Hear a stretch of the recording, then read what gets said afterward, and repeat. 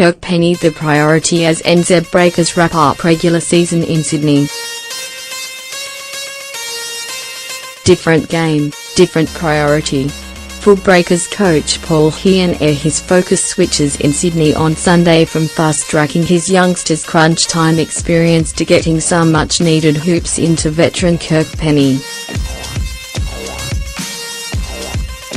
Hearn-Eyre got tongues around the league wagging on Friday night when he effectively sacrificed a victory in preference for playing his young bench players at the business end of the 84-82 defeat to the Illawarra Hawks at the SEC. With Friday's game carrying little weight for the Breakers, who are guaranteed a playoff spot, but wouldn't improve to the top two, and home advantage, Hearn-Eyre was happy to risk losing an 11-point final quarter lead, which he did, to enable the likes of Finn Delany, Shiel and Jordan Ngatai to experience closing out a tight contest.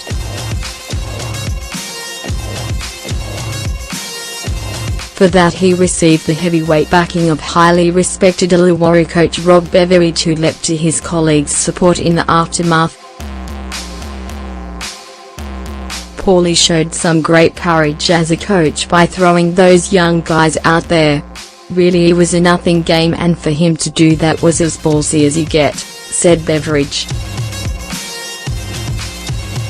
That's going to go such a long way for those young guys. There is no way Paulie would ever hand a game to anybody. He made a decision as a coach he was going to expose these young guys to it, and it's only going to be better for them down the track.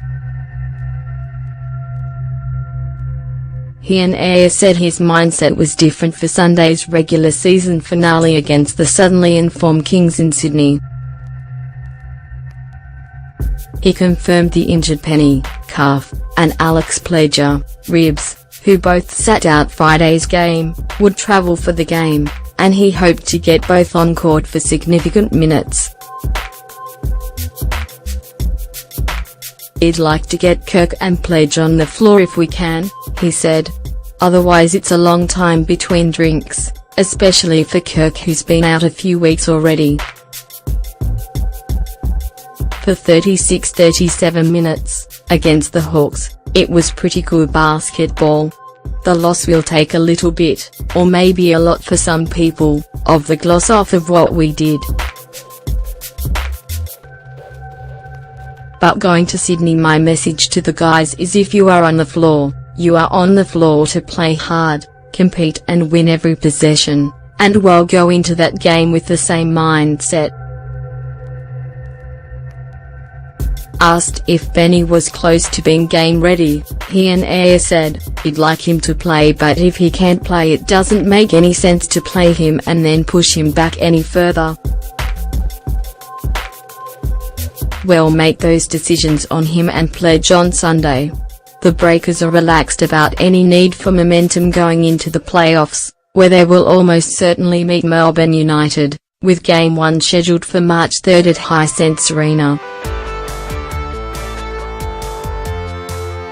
With the FIBA international window creating a buffer between the end of the regular season and start of playoffs, clearly priorities have changed a little.